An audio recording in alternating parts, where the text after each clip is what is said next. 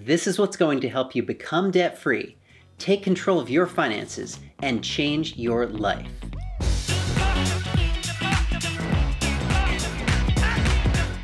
Hello and welcome to Practical Personal Finance. My name is Andrew Shear, and this is where I give you the information you need to understand and succeed with money. Today, I'm going to be talking about a tried and true method for managing your finances, Dave Ramsey's 7 baby steps. I'm going to tell you what each of the steps are, the rationale behind them, and how you can apply them to your life and your own finances. Before I get started, do me a huge favor and click that like button. And if you're new here, click that subscribe button too. Who knows, you might just learn a thing or two about money.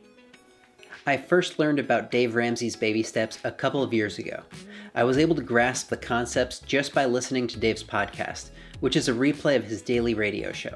I was training for my first marathon, which made it easy to keep up with just about every episode, since I would tune in during my run every day.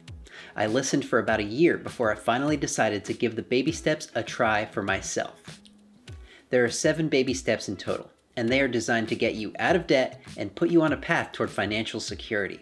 Depending on how you've treated money in the past and what your financial situation looks like right now, you might be able to skip the first few steps. But most people have at least some debt, and therefore will start from the very beginning. And so, that's where we'll start today. Baby step 1 is to set aside a starter emergency fund of $1,000. This isn't meant to be a full-fledged emergency fund. It's primarily meant to keep you from going further into debt with a small emergency, like if your car breaks down, or if you need to visit a hospital. There are a ton of people out there who are living paycheck to paycheck with no money in savings at all. If those people face an emergency, they're stuck taking out a loan or loading up one of their credit cards. So if you manage to set aside $1,000, you'll already be ahead of the pack. Baby step 2 is to pay off all of your consumer debt using the debt snowball method. This includes things like credit cards, student loans, car loans, and medical bills. It does not include your mortgage if you have one.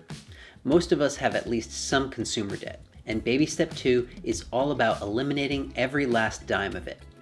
Because you only have $1,000 set aside for an emergency, you want to pay off all of your debts as quickly as possible.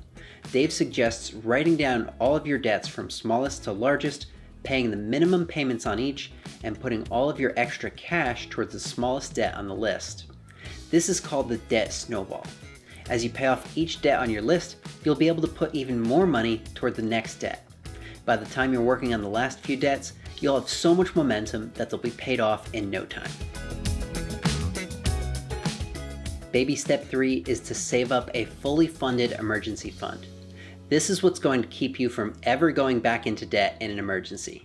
Dave recommends anywhere from 3 to 6 months of your essential household expenses saved for an emergency.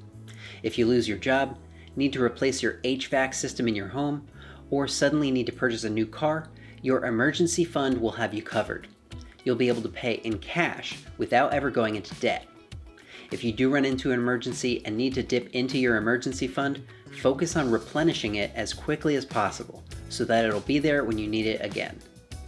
There's a special baby step after number 3 and before number 4. Dave calls this one baby step 3B. Not everyone needs to complete baby step 3B, but if you're currently renting a home, you might want to. That's right, baby step 3B is saving up a down payment to purchase a home. Ideally, you want to save a down payment of 20%. Otherwise, you'll need to pay monthly for something called private mortgage insurance, or PMI. You can keep your down payment savings in a simple savings account, separate from or together with your emergency fund.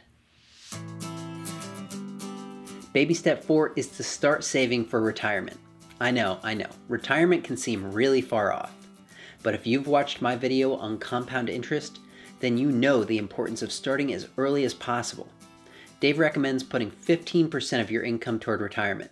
This is 15% of your pre-tax income. If the company you work for provides a 401k match, don't count that toward your 15%. Just consider it gravy on top.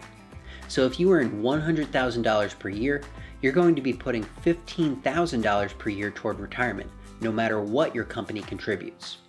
If you invest less than 15%, you're going to risk not having enough money saved for later in life. If you invest more than 15%, you're going to delay paying off your mortgage, which is when you can really begin to build wealth. The earlier you get started, the more time you give compound interest to work its magic. Baby step 5 is creating a college fund for your children. If you don't have any kids or if they're already grown, then you can skip this one. But if you do have kids or you're planning to, start to familiarize yourself with what college will cost around the time they turn 18 years old. That's going to be your target number for their college fund. School choice has a lot to do with how much college will cost. If your children do things like attend in-state public schools, complete 2 years at a community college, and live at home during their college years, the cost of college can be considerably less. If you start saving when your child is young, you may be able to get away with contributing as little as $100 per month toward a college savings plan. Baby step 6 is eliminating that last payment and paying off your mortgage early. If you've got a fully funded emergency fund, you're already saving 15% of your income for retirement, and you're on track to fully fund your children's college education, then you're in a great position to take any extra money and put it toward your mortgage. If you can manage to get that paid off, you won't have any payments at all. Imagine what that would feel like. For most people, baby steps 4, 5, and 6 are all happening at the same time. Once your mortgage is paid off, it's time to move on to the final step. Baby step 7 is to build wealth. If you make it to baby step 7, Dave would say you're no longer normal. Not many people own their home free and clear, but if you do, you're in an amazing position to build wealth and change your family tree forever. As Dave says, there are 3 things you can do with money. You can save it, you can spend it, and you can give it. These 3 things will really start to come into focus in baby step 7. With no payments, you're free to max out your retirement savings options, spend on the things you've always wanted, and give generously to causes that mean the most to you. And that, my friends, is a goal worth striving toward.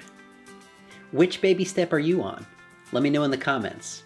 If you found this video useful, give it a thumbs up, and consider supporting my channel by becoming a subscriber with notifications turned on. Thanks for watching. I'm Andrew Scheer, and I'll see you next time.